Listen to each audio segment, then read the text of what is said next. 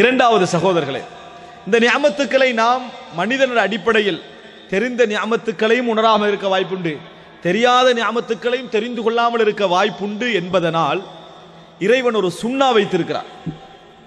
என்ன சுன்னா தெரியுமா? மனிதனுடைய வாழ்க்கையில் மைனஸை ஏற்படுத்துகின்ற ஒரு சுன்னா. மைனஸ், நெகட்டிவான நிகழ்வுகள் நடக்கும். அது மரணமாக இருந்தால் அவனுக்கு திருந்த வாய்ப்பு இல்லை. மரணம்தான் ஒரு மனிதன் பயப்படக்கூடிய உச்சகட்ட விஷயம். மரணமாக இருந்தால், உயிரிழப்பாக இருந்தால் அவனுக்கு திருந்துவதற்கான சந்தர்ப்பம், வாய்ப்புகள் எதுவும் இல்லை. அதனால இறைவன் மரணத்தை கொடுக்காமல் இறைவன் என்ன செய்கிறான் என்று சொன்னால், உலகத்தில் மனிதன் கடினமாக பயப்படக்கூடிய பல விஷயங்களை கொடுக்கிறான். நோய், வறுமை, இயலாமை, முதுமை, இப்படி பல விஷயங்களை இறைவன் என்ன செய்ய, நஷ்டங்கள், உறவுகளின், நெருங்கிய உறவுகளின் உயிரிழப்பு, இப்படி என்று பல விஷயங்களை மனிதன வாழ்க்கையில் ஆங்காங்கே ஏற்படுத்துகிறான். ஏன் ஏற்படுத்துகிறான்டா, இல்லாமல் போற நேரத்தில் மனிதனுக்கு என்ன செய்யும், அது விளங்கும். இல்லாமல் போகிற நேரத்தில் மனிதனுக்கு அந்த ஒரு உண்மையிலே அவன் அல்லாஹ்வை நம்பியவனாக இருந்தால், மறுமையை நம்பி வாழக்கூடியவனாக இருந்தால், வறுமை என்று வருகிற நேரத்தில் தனக்கு இருந்த காலங்களை அவன் நினைச்சு பார்ப்பான். இப்படியெல்லாம் நான் இருந்தேன். பொருளாதாரம் அள்ளி வருகிற நேரத்தில் தான் ஏற்கனவே வறுமையில் இருந்த காலங்களை அவன் என்ன செய்வான், நினைத்து பார்ப்பான். இது ஒரு நியமத் என்று அவன் என்ன செய்வான், உணர்வான். அதே போன்று ஒரு மனிதனுக்கு நோய் வந்ததா, உலகத்தில் எவனுக்கும் இல்லை. நீங்க பல உரைகள், பல ஆயிரம் உரைகள் கேட்டு ஏற்படாத உணர்வு நோயில இருக்கிற நேரத்தில் ஒரு மனிதன் ஈமான் உள்ளவனாக இருந்தால் ஏற்படும். ஒரு மனிதன் ஈமான் உள்ளவனாக இருந்தால் நீங்க பல உருக்கமான உரைகளை கேட்டு உங்கள் உள்ளத்தில் ஏற்படாத உணர்வு எப்ப ஏற்படும், நோயுடைய நேரத்தில் ஏற்படும். நோயுடைய நேரத்தில் ஏற்படும். அந்த நோய் நேரத்தில் உள்ளத்தில் என்ன வரும், உலகத்தை நீங்க சரியா பார்ப்பீங்க, உலகத்தை சரியாக பார்ப்பீர்கள். சுபஹானல்லாஹ், 3 நாள் நீங்கள் நோயாளியாக இருந்து பாருங்கள், உலகமே உங்களை பார்க்க வரும். நீங்கள் 3 மாத நோயாளியாக இருந்து பாருங்கள், உறவுகளே பார்க்க வராது. உறவுகளும் என்ன செய்யாது, பார்க்க வராது. அவர்களும் உங்கள் மீது கடைபிடிக்கக்கூடிய அந்த தருணத்தை குறைப்பார்கள். எப்பொழுதுமே போக வேண்டி இருக்கிற வாழ்க்கையில் எத்தனையோ விஷயங்களை நம்ம பார்க்க வேண்டி இருக்கிறதே என்று சொல்லி ஆரம்பத்தில் மன்னிப்பு கேட்பார்கள். கொஞ்சம் லேட் ஆகிட்டோன்னு நினைச்சிடவானா. ஹாஸ்பிட்டலில் நீங்க பார்க்கலாம், ஒரு நோயாளி எதிர்பார்க்கக்கூடிய முதல் விஷயம் என்ன, நம்மளை பார்க்க வாரவர் டைமுக்கு வாரது. நம்ம அதில் கூட என்ன செய்ய மாட்டோம், சரியாக கடைபிடிக்க மாட்டோம். சொந்தங்கள், உறவுகள் வரமாட்டான். அவருக்குரிய வேலை தான் அவருக்கு இருக்கும். கடைசி காலம் போக போக என்ன நடக்கும், காலையிலும் பகலிலும் இரவிலும் வரலமெண்டா ஒரு நேரம் தான் வருவார். அதுக்கு ஒரு 2 நாளைக்கு கொண்டு ஆகிரும். அது பிறகு ஆள் போட்டு பார்க்க வைப்பாங்க. அந்த நேரத்தில் உலகம் விளங்கும். இதுதான் உலகம். உன்னில் தேவை இருக்கும் வரைக்கும், நீ இன்னொருவருக்கு தேவையாக இருக்கும் வரைக்கும், உனக்கு மற்றவர்களில் தேவை இருக்கும் வரைக்கும் தான் இந்த உலகம் என்ன செய்யும், இருக்கும். இல்லை என்று சொன்னால் நிலைமை என்ன செஞ்சிடும், தலகீழாக மாறும் என்பது உலகத்தில் பார்க்கிறோம். அதனால தான் ரசூலுல்லாஹி ஸல்லல்லாஹு அலைஹி வஸல்லம் சொன்னார்கள், நோயாளி நோயில் இருக்கிற நேரத்தில் பொறுமையோடு அவர் இருப்பார் என்று சொன்னால், அவர் ஆரோக்கியமாக இருக்கிற நேரத்தில் எப்படியெல்லாம் அவர் அமல் செய்தாரோ அத்தனை அமல்களுடைய கூலியும் அவருடைய நோயில் எழுதப்படும் என்றாங்க ரசூலுல்லாஹி ஸல்லல்லாஹு அலைஹி வஸல்லம். பித்ரு தொழுதோமா, 5 நேரம் தொழுதோமா, நோன்பு வைத்தோமா, சுன்னத்து நோன்பு வைத்தோமா, தர்மங்கள் செய்தோமா, நீங்க ஒன்றும் செய்ய வேண்டிய அவசியம் இல்லை. நோயாளியா இருக்கிறீங்க, எதுவும் செய்ய முடியல, எல்லாமே உங்களுக்கு எழுதப்படும் என்று ரசூலுல்லாஹி ஸல்லல்லாஹு அலைஹி வஸல்லம் சொன்னார்கள். ஒரு நோயாளி நோயிலிருந்து வருகிற நேரத்தில் அவரது எல்லா பாவங்களும் மன்னிக்கப்பட்டு அன்றைக்கு பிறந்த குழந்தை எப்படி இருக்குமோ அது மாதிரி வெளியே வருவார் என்று ரசூலுல்லாஹி ஸல்லல்லாஹு அலைஹி வஸல்லம் அவர்கள் சொன்னார்கள். என்ன காரணம், அந்த நேரத்தில் சோதனையின் மூலம் அவன் பெரிய உணர்வுகளை பெறான், ஒரு பெரிய உணர்வுகளை அவன் பெறுகிறான். ரசூலுல்லாஹி ஸல்லல்லாஹு அலைஹி வஸல்லம் இடத்தில் அந்த பெண்மணி வந்தாங்களே, என்ன அல்லாஹ்வின் தூதரே, இன்னி உஸ்ரா, நான் இப்படி ஃபிட் விழுகிறேன் என்று சொன்னாங்களே. அப்ப ரசூலுல்லாஹ் என்ன சொன்னாங்க, நீங்க விரும்பினா பொறுத்துக்கங்கன்னு சொன்னாங்க. இன் ஷிஅத்தி சபர்தி வலக்கில் ஜன்னா, இதுல பொறுமையாக இருக்கு, உங்களுக்கு சொர்க்கம் உண்டு என்று சொன்னாங்க ரசூலுல்லாஹ். உங்களுக்கு சொர்க்கம் உண்டு என்று ரசூலுல்லாஹ் சொன்னாங்க. அந்த பெண்மணி என்ன சொன்னா, அஸ்பிர், நான் பொறுமையாக இருக்கிறேன், வலக்கின்னி அத்தகஷஃப், Dress விலகுது, அதுக்காக வேண்டி துவா கேளுங்கன்னு சொன்னாங்க. ரசூலுல்லாஹி ஸல்லல்லாஹு அலைஹி வஸல்லம் அவர்கள் துவா கேட்டார்கள் என்ற செய்தியை பார்க்கிறோம். எனவே அன்புள்ள சகோதரர்களே, அல்லாஹ் தஆலா இரண்டாவது முஃமின்கள் மீது இறக்கப்பட்டு கருணையின் காரணமாக அவன் உணர்ந்து திருந்த வேண்டும் என்பதற்காக சில மைனஸான நிகழ்வுகள் அல்லாஹ் கொடுக்கிறான். நோய் வருகிற நேரத்தில் நம்ம இப்படி உணர்றோம். இரண்டாவது என்ன, ஒரு மனிதனுடைய வாழ்க்கையில நஷ்டம். وَلَنَبْلُوَنَّكُمْ بِشَيْءٍ مِّنَ الْخَوْفِ وَالْجُوعِ وَنَقْصٍ مِّنَ الْأَمْوَالِ وَالْأَنفُسِ وَالثَّمَرَاتِ. அல்லாஹ் தஆலா சொல்கிறான், وَبَشِّرِ الصَّابِرِينَ الَّذِينَ إِذَا أَصَابَتْهُمْ مُصِيبَةٌ قَالُوا إِنَّا لِلَّهِ وَإِنَّا إِلَيْهِ راجعون. இதுதான் ஒரு மூமினுடைய பண்பு. அல்லாஹ் தஆலா கொடுப்பான்.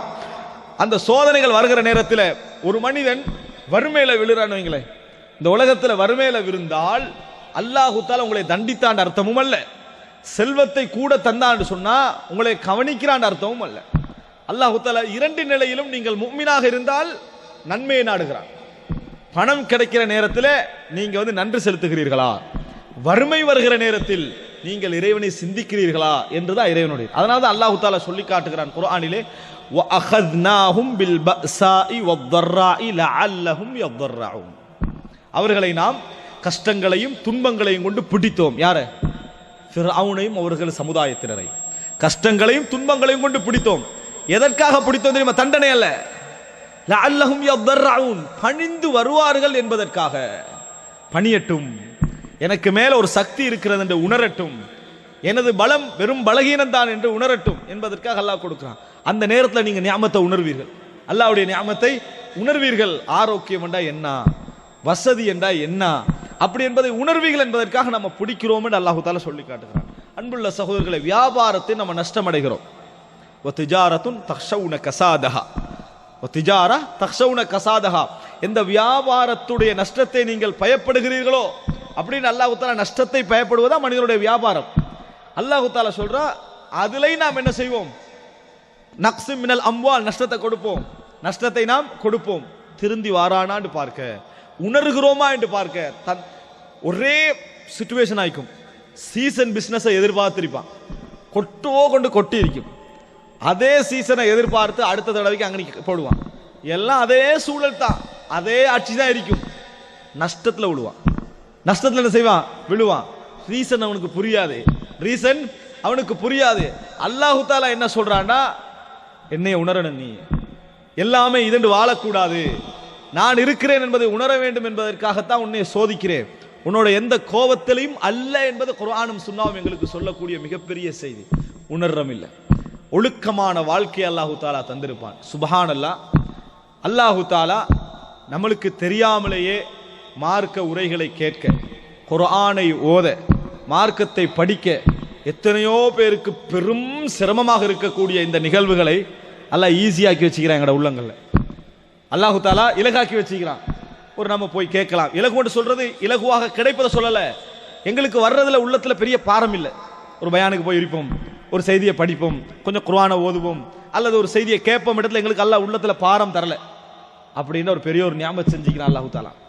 இருந்தும் நாங்கள் புறக்கணிப்போம் என்று சொன்னால், அப்படியான வாய்ப்பு அல்லாஹு தஆலா தந்தும் நம்ம புறக்கணிப்போம் என்று சொன்னால், அல்லாஹு தஆலா நீங்க என்ன வாழ்க்கையை விரும்புறீங்கன்னு பாப்பா. அல்லாஹு தஆலா உங்களுக்கு இந்த வாழ்க்கை பிடிக்கல, தீனோட வாழ்க்கை பிடிக்கல, ஒழுக்கமான வாழ்க்கை பிடிக்கல, உங்களுக்கு இந்த வாழ்க்கையில் ஒரு வெறுப்பு ஏற்படுகிறது, எவ்வளவு ஜோலியாக வெளியே செய்யறாங்க இருக்கிறாங்க, நானும் அப்படி வாழ்ந்துட்டு தௌபா செஞ்சா என்னன்னு நீங்க நிறைய நினைக்கிறீங்களா?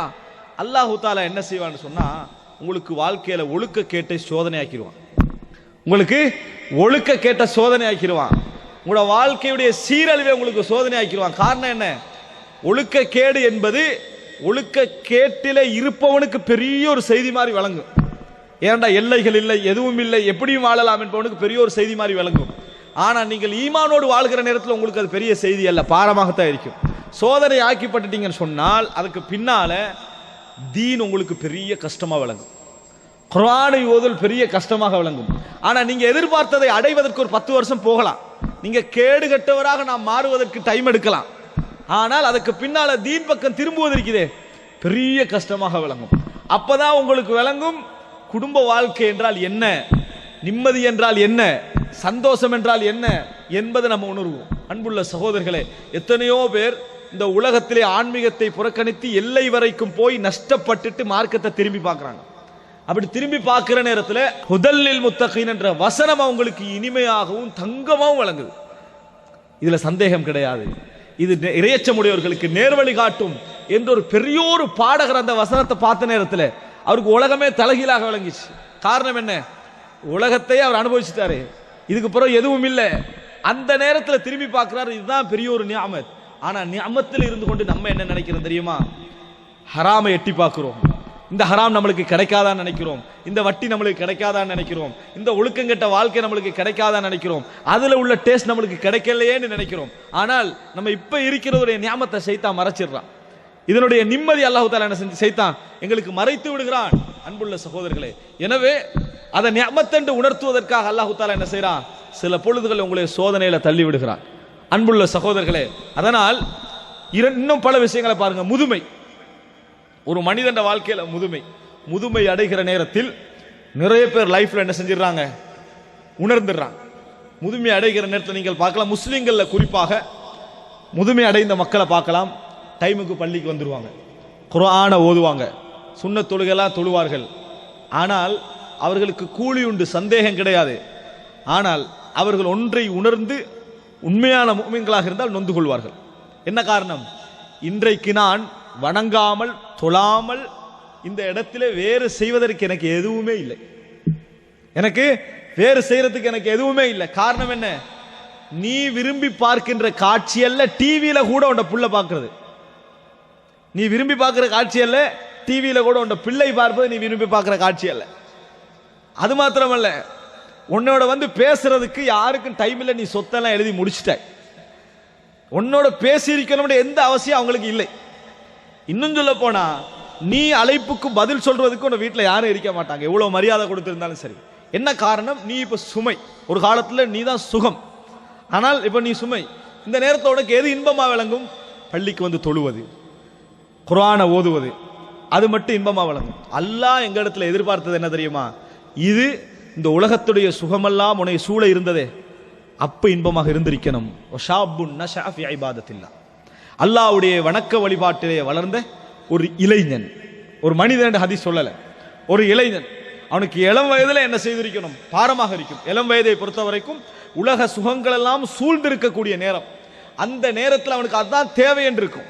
அந்த மாதிரி தேவை என்று இருக்கிற நேரத்தில், யா அல்லாஹ் எனக்கு நீதான் முதல் அப்படின்னு சுஜூத் செஞ்சானே, அப்படி என்று சொல்லி இறைவனிடத்தில் பாவ மன்னிப்பு கேட்டானே, இறைவனை தொழுதானே, தஹஜ்ஜத் வேளைகள் எழுந்தானே, தன் சொத்துக்களை சுகமாக அனுபவிக்க முடிந்தவர்கள் என்னமெல்லாம் அனுபவிக்கிற நேரத்தில் அதை தர்மம் செய்தானே, அவனுக்கு வந்த முதுமையுடைய நேரம் மிகப்பெரிய இன்பமான நேரமாக இருக்கும்.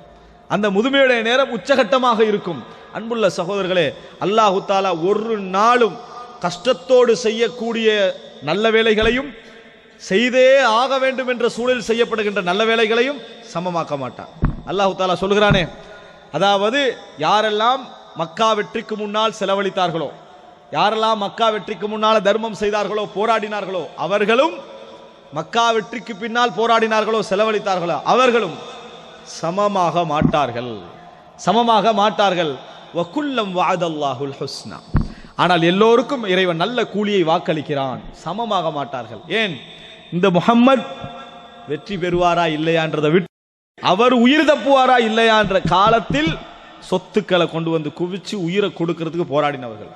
முஹம்மத் மக்காவை கைப்பற்றி விட்டார், இப்ப முகமது ஆட்சியாளர், இனி ரோம் பாரசீகத்தோடு தான் யுத்தங்கள் என்ற காலத்தில் இஸ்லாத்தை ஏற்று தர்மம் செய்தவர்கள் இவர்களுடைய எண்ணத்திற்கும் அவர்களுடைய எண்ணத்திற்கும் சமமாகாது. ரசூலுல்லாஹி ஸல்லல்லாஹு அலைஹி வஸல்லம் சொல்கிறார்கள், லா தசுப்பு அஸ்ஹாபி ஃபஇன்ன அஹதக்கும் லவ் அன்ஃபக மித்ல உஹதின் ذهبا லம் யப்லுக் முத்த அஹதிஹிம் வலா நஸீஃபா.